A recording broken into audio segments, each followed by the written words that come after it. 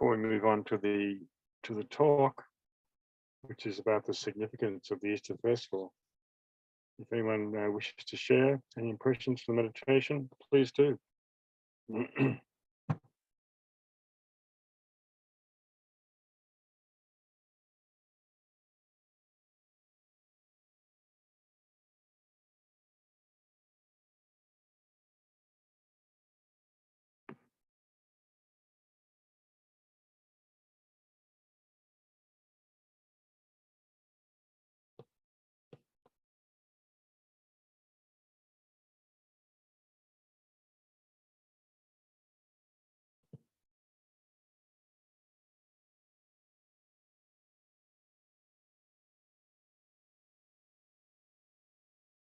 Okay.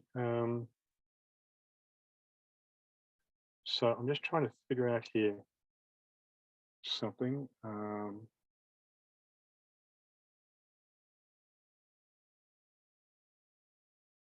going to have to stop sharing the screen in order to be able to follow my notes. So bear with me while I do that. Basically, I wanted to talk about the significance of the Easter Festival, and also, if we get time, to have a look at the chart of Jesus and what happened at the time of the crucifixion back in about 52 AD, in fact. Anyway, but that's somewhat besides the point. I'd like to just talk about two phases of, well, this talk will be in two phases, talking about the significance of Easter, but also of the fourth initiation.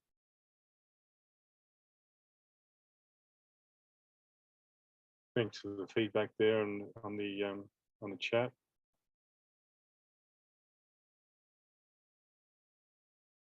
So I'm going to stop sharing there now.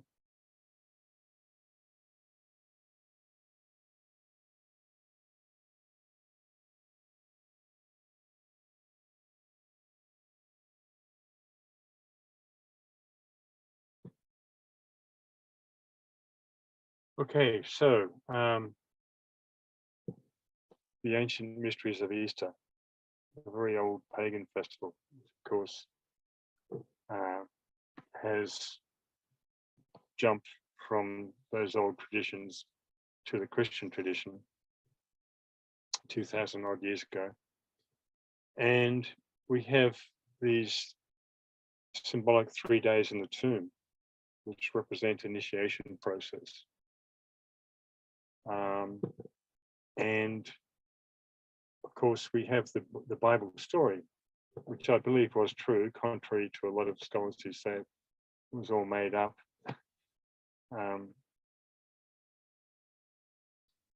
That the Master Jesus died upon the cross at the so-called crucifixion, which is another name for the fourth initiation, or the so-called Great Renunciation.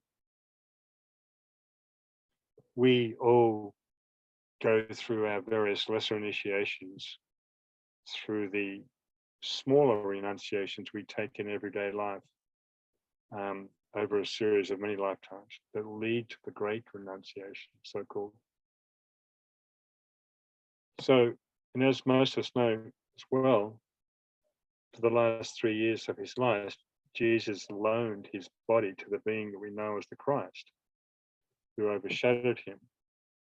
Christ being a separate entity, the Christ being an office that is held by a very advanced being. And it is this same individual, or if you like, who holds the office of the Christ, who will be returning sometime after 2025 to finish unfinished business, so to speak, from 2,000 odd years ago. And Jesus and many of the other masters themselves will also be coming back amongst humanity for the first time in literally millions of years. Not since the ancient Atlantean conflict has this happened. And as I've said many times in my newsletters and my talks as well, of course. So Jesus was overshadowed by the Christ at the time, um, particularly for those last few years of his service. And a disciple of high position in a master's group will always appear in physical incarnation and be overshadowed or inspired by some teacher greater than he, according to DK. And we will probably see several instances of this in the next decade or two that precedes the externalization of the hierarchy.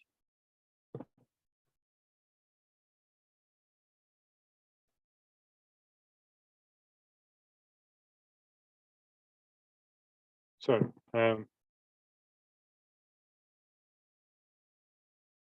what occurred during those 3 days in the tomb? This 3-day period is similar to St. Paul's blinding on the road to Damascus, where he was blinded for 3 days, or the fable of Jonah in the belly of the whale. These are all initiation allegories, stories. So, when Jesus had left the body and was not about to reanimate it, in other words, after the crucifixion, we have this unity of Christ Jesus that descended into hell and taught the spirits in prison. This is during these 3 dark days, if you like, or these 3 days of being in the underworld before the resurrection on the 3rd day. And so, in a sense, humanity is in that place, well, goes through it symbolically every Easter, but is in that place as a whole in the general scheme of history right now, as it faces the planetary dweller on the threshold, to which we all contribute, of course, in one way or another. So this is the hell of materialism, of the astral plane, the lot of subplanes of the astral plane being literally hell, created by humanity, just as they've created heaven on the higher subplanes. But also the darkness that veils the greater glories or the greater mysteries. Not necessarily a negative darkness, but just the darkness that veils the hidden. So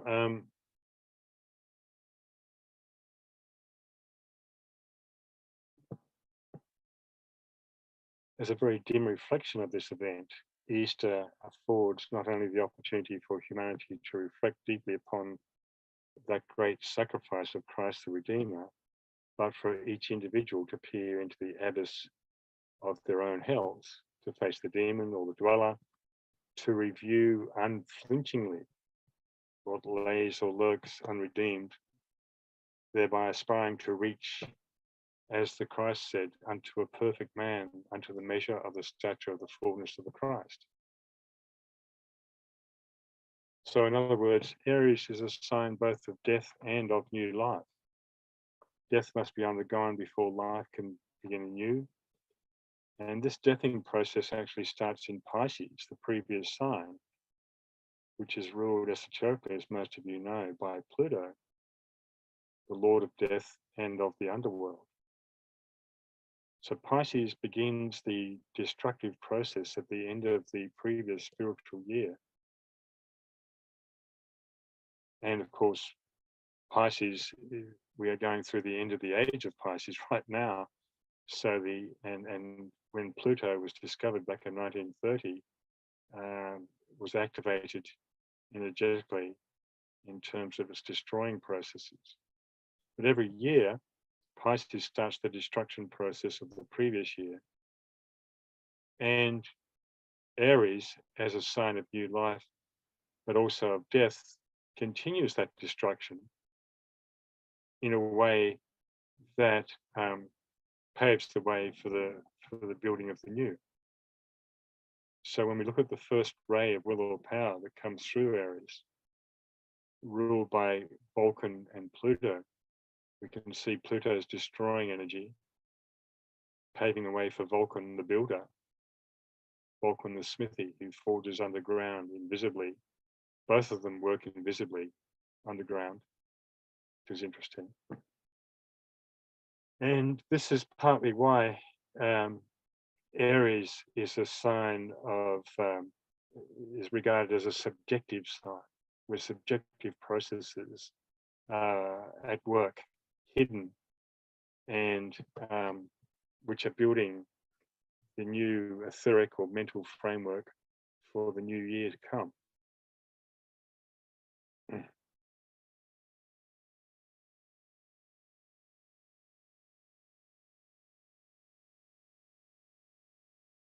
So Master DK says, quote, "It was the Master Jesus who died and entered the tomb, thus climaxing his long series of incarnations and ending by destruction the hold of matter on the spirit.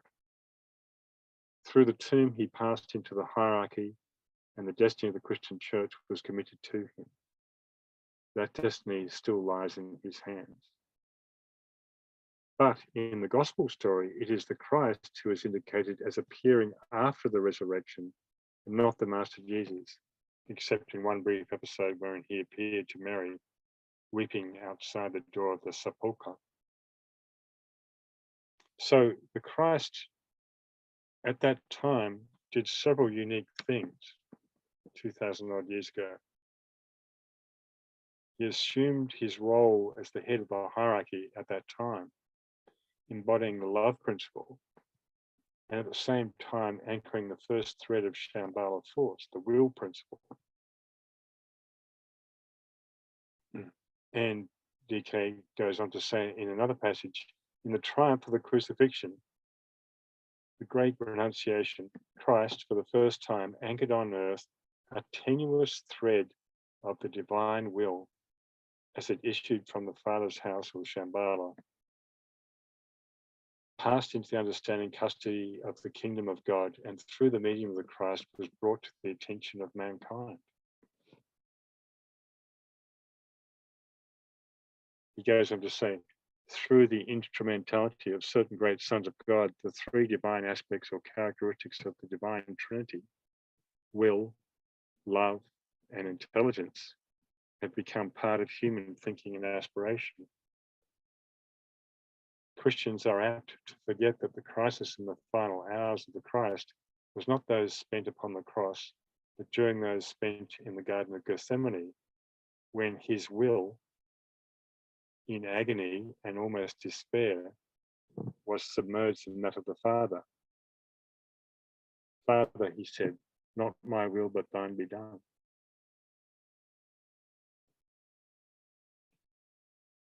And there are other things that went on in that Garden of Gethsemane. The agony of Gethsemane was also the agony of the Christ Jesus, who was thrice denied before the cock crows by his sleeping disciples during his long dark night of the soul. So this is not only a rich allegory for the vast difference in consciousness, but also how those closest co-workers can falter, betray, or fall asleep at the wheel, so to speak, through their own egoistic self-absorption and separativeness. DK goes on to say, something new, yet planned for from the very depth of time, happened in that quiet garden. Christ, representing mankind, anchored or established the Father's will on earth and made it possible for intelligent humanity to carry it out. Today, because of what Christ did in his moment of crisis hundreds of years ago, humanity can add its efforts to the working out of that plan, the planetary plan. The will to good of the Father's house can become the goodwill of the kingdom of God and be transformed into right human relations by intelligent humanity. Thus, he says, the direct line or thread of God's will reaches now from the highest place to the lowest point and can, in due time, become a cable of ascension for the sons of men and of descent for the loving Spirit of God, loving living Spirit of God. I would have you forget distance, remoteness, and vagueness and realize that I am talking of exact and literal happenings in our planet. I am dealing with recognitions and occurrences and with factual events which are the conscious possession of many. The Christ of history and the Christ in the human heart are planetary facts.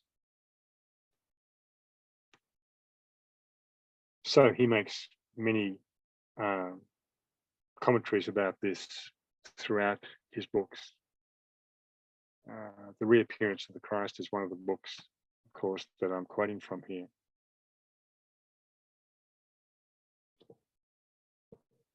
And this point of divine will from Shambhala is the key thing that was anchored for the first time in human history. And I'm talking millions of years, of course, only 2,000 years ago. And so we're only just becoming aware of this Shambhala force through various Buddhist writings, only in the 20th century, in fact. And of course, the writings of Blavatsky and Bailey. And therefore, we are only just getting to know how to use this very powerful force. The point of least resistance for most of humanity is to use this energy destructively.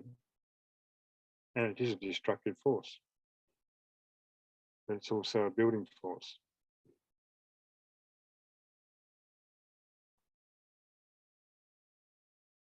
Any comments or questions so far?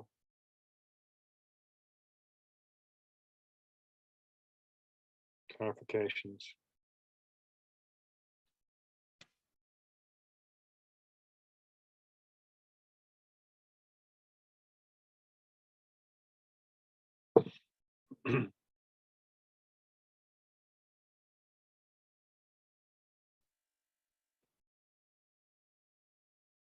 Okay.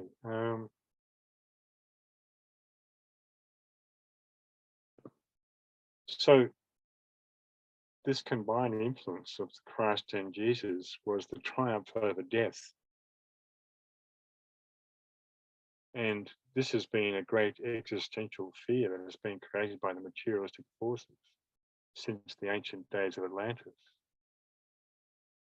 And of course, has been much amplified in the last couple of years that we've been through here on this planet.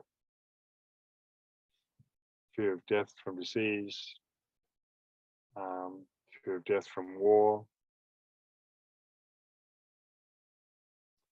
It's a almost a time-honored tradition, to use probably an inappropriate phrase, this continual stimulation of the fear of death in humanity. But also, paradoxically, what's happening now is that many people are losing that fear of death. They're seeing through the illusion of death. DK goes on to say, the fear of death is one of the great abnormalities or distortions of divine truth, for which the lords of cosmic evil are responsible.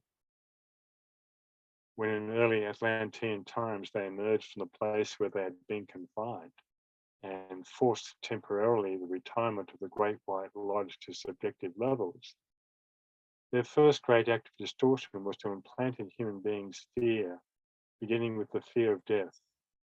From that time on, men have laid the emphasis upon death and not life, and have ridden by fear all their days, and have been ridden by fear all their days, I should say. So this is quite a statement. When in early Atlantean times, they emerged from the place where they had been confined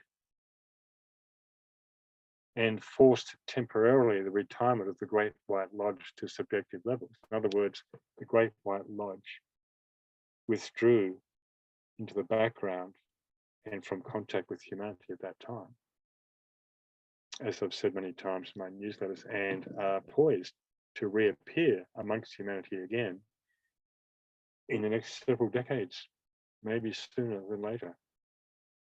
So we are on an extraordinary time in history where these two forces, these two lodges, if you like, at battle with one another before this time of 2025. So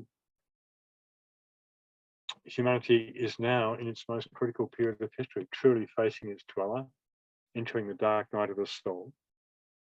Pluto and Capricorn, of course, the lord of the underworld, is starkly revealing to us what a mess that humanity has created and what has to be cleaned up.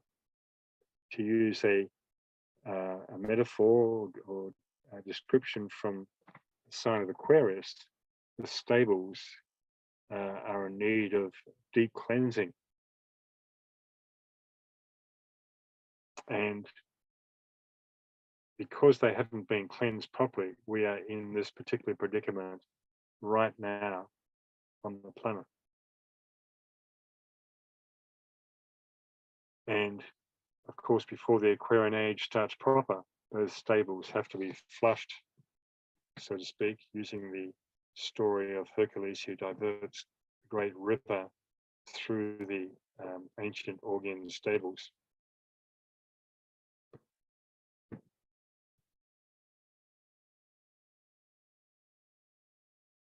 So, such is the impasse that humanity faces today, where those material forces have been in control of an undeclared World War III in recent decades. And we are in this great standoff against this group, now arising on the eve of 2025.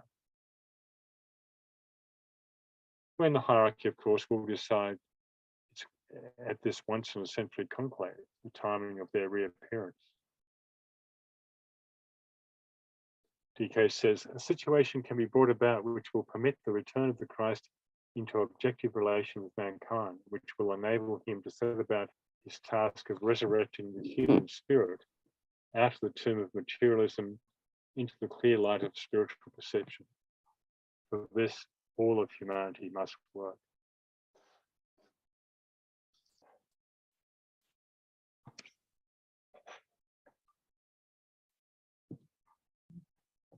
I haven't been keeping an eye on the thread here. I just, if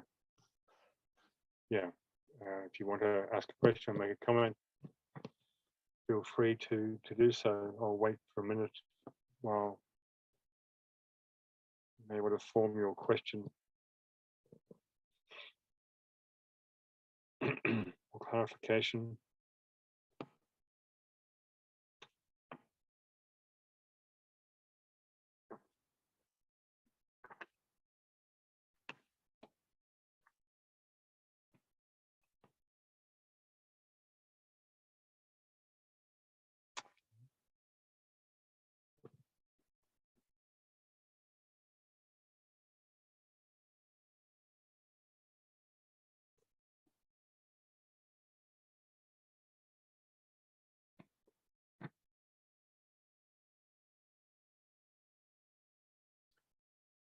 Well, I just want to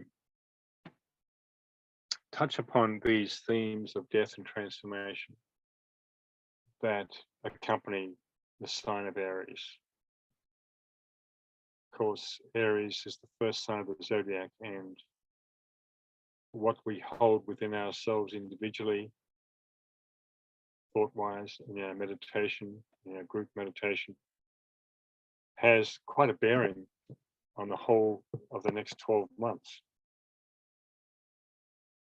That thought, those ideas coming forth from the plane of mind and ruling and so forth,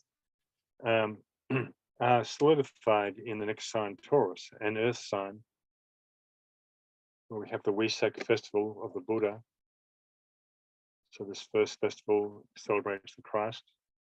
The second Wesak festival celebrates the Buddha, the Eastern and Western. And the third festival in Gemini celebrates the Christ again, who will, of course, we are told, assume the vestments of the Buddha eventually. And the Buddha will go on to his cosmic journey once and for all and leave this earth sphere behind. Maybe that will happen in the next Aquarian, during this next Aquarian age. I'm not sure, but So we have these three most important subjective festivals of the year. The Aries is subjective. All three of them are subjective from the point of view of the whole um, 12 zodiac signs for the year. Philip? Yes, go ahead. Yes, Philip, there's two questions or comments in the chat. You want me to read it, or can you please go there? See them? Okay, thank you. There's a few questions there. The first one from Mystic Janet. Will you continue with the externalization of the hierarchy? Does it mean just contact through meditation or more form-based on Earth? Not sure what you mean by the question. We will all be participating in the externalization process over the next couple of centuries. And yes, subjective contact and meditation. And for certain disciples and initiates of some of the ashrams, maybe direct contact with the hierarchy. A lot of it is going to be working behind the scenes, I suspect, for the next few decades. In different countries, different groups, different individuals. The best I can address that particular question, so I'm not quite sure of the. I can't really get a handle on the question, so to speak. Philip, I don't know if Janet wants to explain better, but I think what she means is that when we are speaking about the externalization, is this taking a form in the earth? I mean, it's a material form that the hierarchy is going to externalize itself. Yes, of course. Yes. Yeah. They're going to decide in 2025 just when that's going to happen. I've written about this a lot of times in my newsletters, and I suspect at the latest it's going to be around 2080, because a lot of organization of the ashrams that externalized before the masters themselves has to take place. So may happen sooner than we think. A lot of people are hoping that, of course, but we as members of the new group of world service have to essentially do the work, have to pave the way as members of various ashrams that some of us might be. And I expect that will take some decades to organize, and also for certain people to come back into incarnation. So I suspect 2100 at the latest, 2080, but maybe earlier. I don't have a crystal ball on that one. The hierarchy always adjusts their plans according to the need of the time. But that's my best guess. Heidi has a question about 5-pointed star. I'm not quite sure which 5-pointed star you're looking at. You're talking about where on the top is Darjeeling and not London. I have various 5-pointed stars I've presented in various newsletters. I have Darjeeling at the top of the 5-pointed star, representing the head center. DK doesn't give what the 5 planetary centers are as far as centers are concerned, but I have speculated on what they might be in my various essays. So Darjeeling, the head center, London, the throat center, Geneva, the heart center, and so forth. London can be seen as the point of the triangle, as the top of the 5-pointed star from one point of view, as a leading nation of the 5th root race. I'm sure there can be several 5-pointed stars created with regard to different themes. Amelia says, I feel that we are forming groups and joining together, feeling that true connection will help dispel the fear of death and attachment to the physical. Yeah, the age of Aquarius is the age of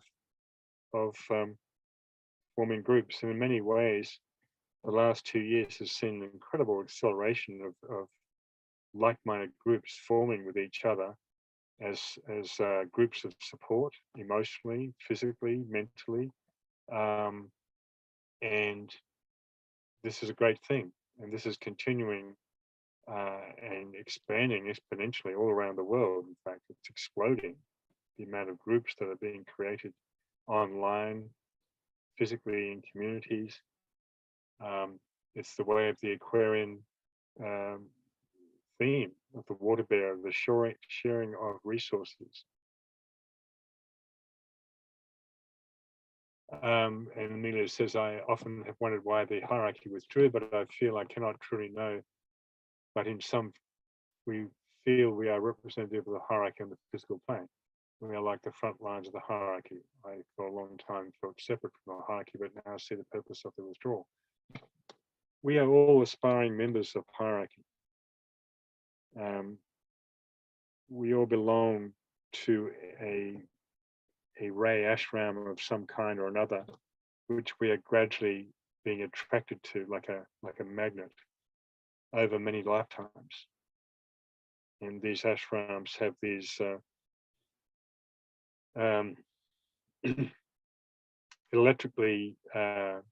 these electrical rings within them that are ring pass knots, if you like, that one penetrates from one to the other towards the center of the ashram, according to one's initiatory status and service within that group. And so we are all, without exception, gravitating to one or other of an ashram. Some of us are way out in the periphery. We have many lifetimes of service ahead of us. Others have already penetrated into the ashram, and some are very close to the master at the center of the ashram. So this science of initiation, which is a sub-science of esoteric astrology, is important to understand, not in terms of, an egoistic sense of, oh, I've taken such and such an initiation, but in terms of knowing where you are, knowing your place within the ashram, and and the position that you serve from, and also the last step that you've taken and the next step that you will take in your service, in your evolutionary journey. These are some of the most difficult questions, but they also constitute questions for initiation, to actually understand where we are on the path, and also to recognize our group brothers in the path. Right. No more questions I can see there. Anyone else?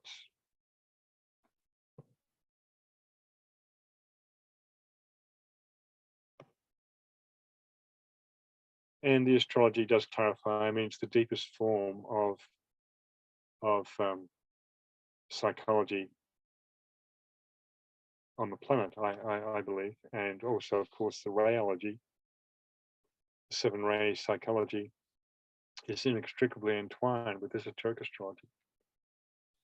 And it's going to take a few centuries to develop both those sciences, because they're in their very fledgling phases right now. So I wanted to go on maybe for about another 15 minutes at the most, just to let you know, any of you who have to get away to other meetings, or about Jesus and the 4th initiation. And I have an article on my website called that, and subtitled What Humanity Can Be. Because the 4th initiation is the finish line for humanity. Even though the 5th initiation is when one becomes a master of wisdom, most people will not become masters of wisdom, but they will reach the stage of liberation of the 4th initiation, where they can choose to go on to other evolutions. So This is part of the science of initiation, of course. Many of us who are on the path today are somewhere between the first and second degree initiations. And there can be many lifetimes between those two initiations, probably the most lifetimes compared to the other stages between the second and third and the third and the fourth. But that's really academic at this point. So one of the quotes associated with the fourth initiation, and there are quite a few throughout esoteric astrology. On my website, there's a compilation of quotes on initiation that you can find, which relate to the 5 initiations, in fact, from the first to the 5th. Now, we know that Uranus is the hierarchical or highest ruler of Aries. And DK says Uranus leads the soul to the burning ground during the final stages of the path, when the fire of Aries and fires engendered through the potency of Uranus produce the flaming heat of the final burning ground. Through this burning ground, the initiate has finally to pass. So DK talks about the burning ground, the so-called lesser burning ground elsewhere, which is ruled over by Pluto. And in many ways, that lesser burning ground is where many aspirants and disciples are today with regard to the taking of the second degree initiation, which is a very advanced stage of unfoldment. So this greater burning ground is ruled over by Uranus, the electrical fire of Uranus here. And so these so-called final stages of the path is a direct reference to the 4th initiation, which is that eventual goal for all of humanity where liberation is achieved. And this initiation, as I said before, is called the renunciation or the crucifixion, where the candidate for initiation renounces all and sacrifices the soul upon the cross of matter. And DK has an amazing passage that I'm going to read to you about that. The life of the man who takes the 4th initiation or the crucifixion is usually one of great sacrifice and suffering. It is the life of the man who makes the great renunciation, and even exoterically, it is seen to be strenuous, hard, and painful. He has laid all, even his perfected personality, upon the altar of sacrifice and stands bereft of all. All is renounced: friends, money, reputation, character, standing in the world, family, and even life itself. Of course, the life of Jesus was an outstanding example of what all of humanity can eventually be, possessed of an unambiguous loving kindness, wisdom, and an unshakable will.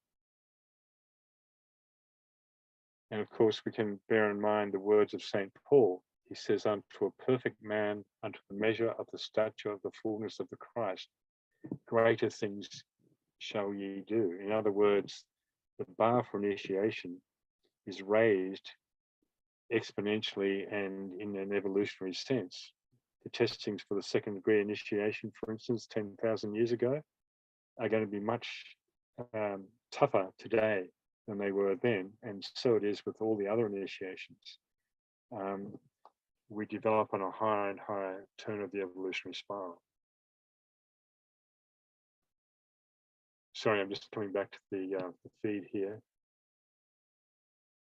Is there a link between esoteric psychology and esoteric astrology? How they work? How work they both together? Well, if you look at my introductory essay on my website regarding that, and also the video introduction to esoteric astrology, you may have those questions answered, Jeronim. The two sciences are inextricably entwined. You know, the esoteric astrology is in fact the astrology of the 7 rays, but they both can be studied separately from the other. esoteric psychology, just simply the science of the rays, can be studied by itself without any knowledge of astrology whatsoever. But knowing both, of course, is going to bring the full power of both these disciplines together. So we've only just really unpacked a little bit of what DK has given us in the various books, Esoteric Psychology 1 and 2, and all the other books, of course. It's going to take us a few more centuries to really do them justice. Various people like myself, the recently passed Michael Robbins, have done work explicating the rays and making them more well known, but we've still a long, long way to go. Most people do not know their rays. Even though some of us who have been studying the rays for 40 years, are still not 100% certain of our ray structure. And that's because none of us are fully intuitive yet. If we were fully intuitive, we'd know our rays. All right. So where was I?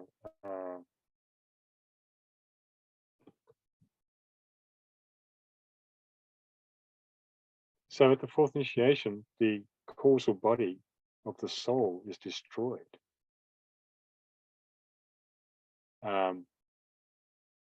And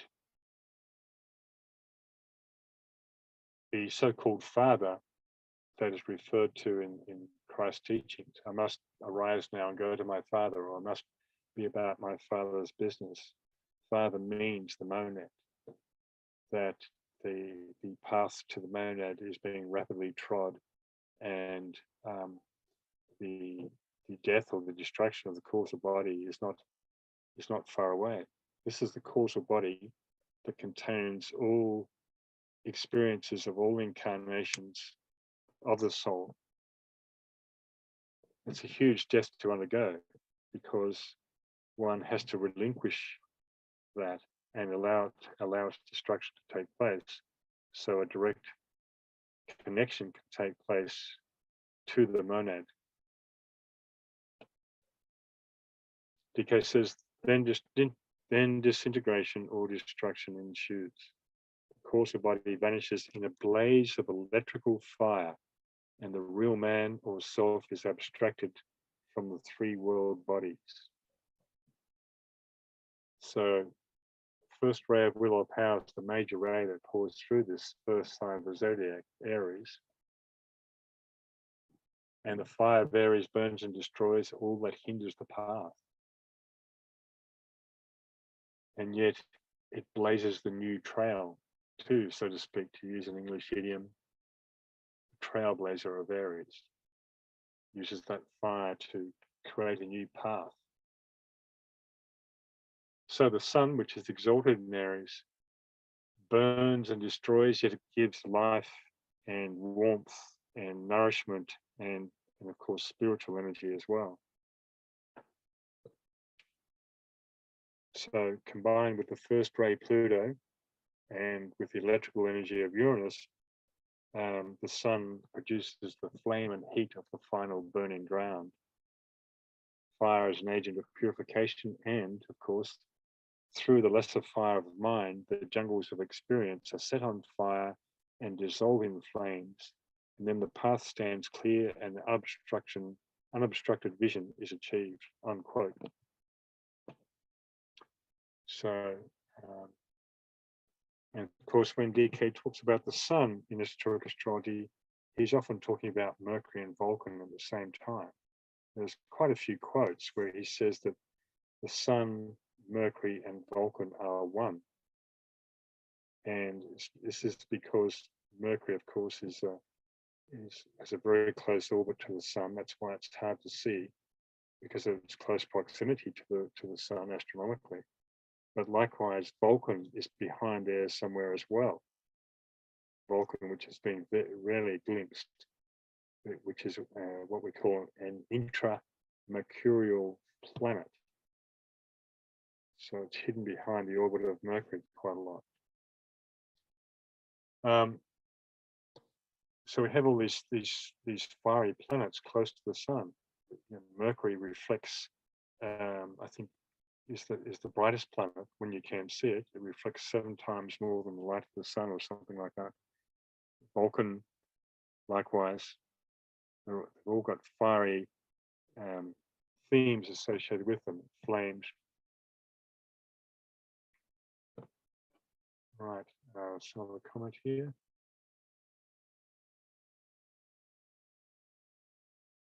Thank you, Heidi.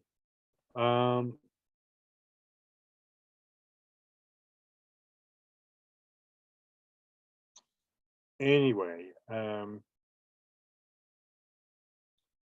going to share my screen again. Given we've got just a few minutes left, to look at this chart of Jesus. Now, just a moment.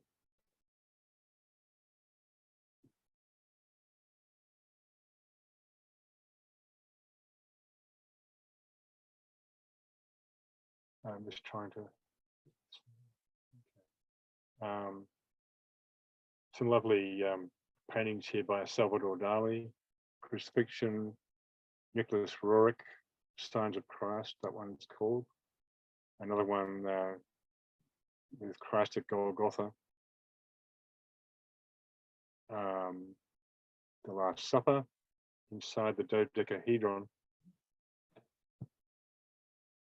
And just a useful diagram of the monad compared to the soul that works through the soul, that works through the personality, or has personality incarnations. Now, there are many, many charts speculated by astrologers about Jesus. I studied this, one of the first things I studied many years ago. And this one by the astrologer Zipporah Dobbins is the one that I most favor, the 7 BC and the 5th of September 7 BC, which has Gemini rising, Sun in Virgo, Moon in Aquarius. You know, Gemini rising is a good, I think, sign for the expression of the second ray of love wisdom. That's the only ray that comes through Gemini. Plus also Gemini is, I am all things to all men. You know, great sign of communication and the distribution of love wisdom through communication. Virgo, born of a virgin. Sun Pluto in Virgo. Of course, Pluto was not discovered then. It doesn't mean to say that it wasn't working in the chart of Jesus at the time. In fact, there are many aspects of Jesus that can be seen as being extremely first ray.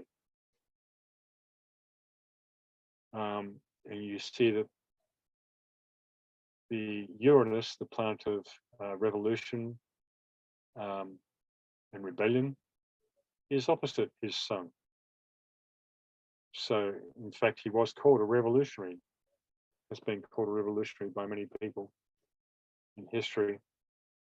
Uranus also is the ruler of the 9th house, the house of higher wisdom teachings, and is the occult planet. So his occult teachings are represented here. More importantly, too, he was born in the Jupiter-Saturn conjunction Pisces, which doesn't happen very often.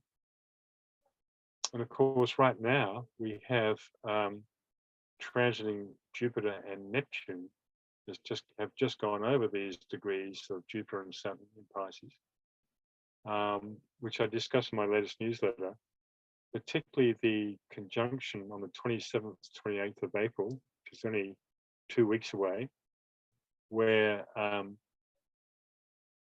Venus on its annual cycle will join Jupiter and Neptune in Pisces. And on the same day, the transiting moon the 27th, 28th of April, will be in that sign, plus Mars, making 5 planets in all. Well, this speculative chart of Jesus has about 4 planets, including the Earth and the midheaven in Pisces, Virgo polarity. But over here we have Mars and Scorpio. Mars, the spiritual warrior, and Neptune, both of them co-rulers of the 6th ray of devotion and idealism, for which the Master Jesus is now the Chohan, or the custodian. When we think of Mars and Scorpio here, we're thinking of Jesus in the marketplace, turning over the tables of all the money traders and kicking them out of the market. There is the wrath of the 6th ray and of Mars and Scorpio. So we don't have time to do this chart justice, of course, but the next slide, well, there's a quote here from Isis Unveiled by Blavatsky, that Jesus was between 50 and 60 years old when he was baptized. He was a few months younger than John. John had baptized for 42 years before Jesus came to Jordan. So essentially, long story short, I'm going to write a big essay about this one day. I've been promising to do that for the last few decades, but anyway, in history, we think of Jesus being crucified at the age of 33 or something like that. I believe he was much older, in fact, and that he was crucified in 52 AD, which would have made it his second Saturn return that he was crucified during. And it was on a solar eclipse. Remember that everything went dark when he was on the cross. There was a solar eclipse at that time that crossed the land in the Middle East at the time. So anyway, there was quite a few things going on in his horoscope, and I have them here in this chart, where we have the midheaven as Mercury, Saturn, and Neptune all conjunct the midheaven. Opposite is Sun, Pluto in Virgo. That's one thing. And then you have a grand cross immutable signs here with Sun and Moon conjunct, and the node because it's an eclipse. Okay. Opposite the South Node and the Earth, of course, but making a grand cross to his ascendant, transiting Mars, North solar arc directed North Node in Gemini, secondary progressed Mars in Sagittarius, and South Node, solar arc South Node in Sagittarius. Quite an amazing grand cross in mutable signs. And the presence of Mars is pronounced, and of course it would be.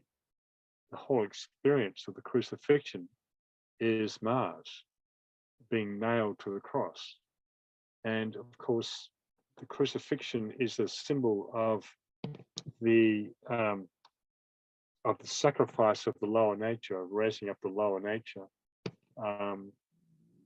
which I can't really go into now because time prevents, but essentially all the planets are in place here for this speculative chart to work on this eclipse in 52 AD.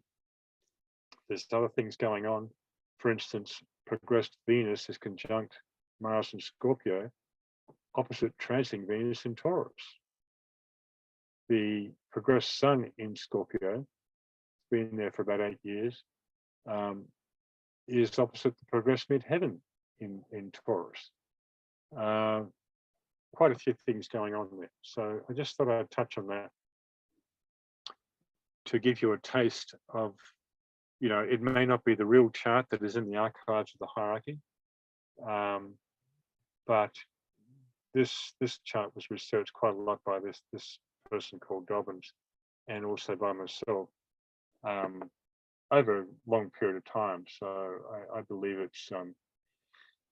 it's a contender, put it that way, and at least symbolic of what of the pattern of the natal pattern of the Master Jesus in that incarnation,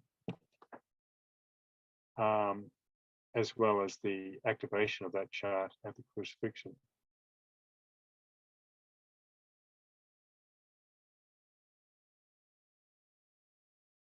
What's happened here? Hello, is anyone there?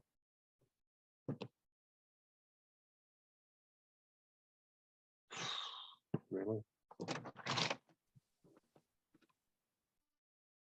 Am I still on the air here? Yep, loud and clear. Just losing track of my, oh, okay, I see, yeah. It's a bit confusing sharing the screen here. I'm going to stop sharing it now. Sorry about that. I thought I'd dropped out there with my... No, you've done a great job. So, all right. Questions, discussion, comments?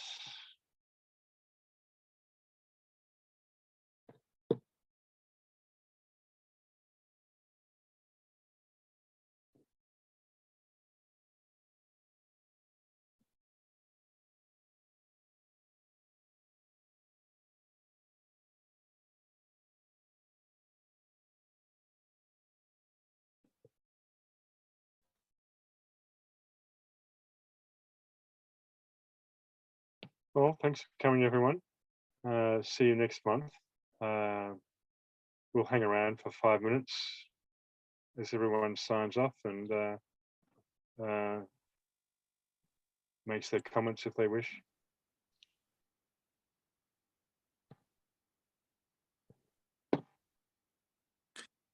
Thank you very much, Philip, for your wonderful presentation and all your excellent newsletters that you send as well. They've been very informative. I much appreciated from Toronto, Canada here. Most welcome, Adam. Thanks for your kind feedback. Cheers.